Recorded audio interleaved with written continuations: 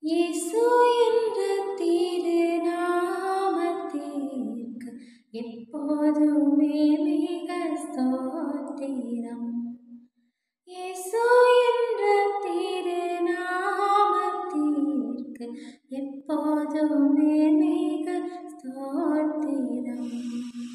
வானிலும் பூவிலும் மேலான நாமம், வல்லமையுள்ள நாமமது.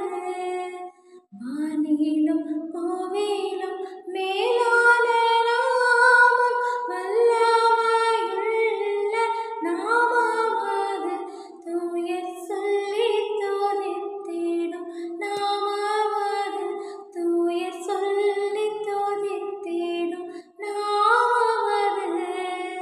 இயேசு என்ற திருநாமத்திற்கு எப்போதுமே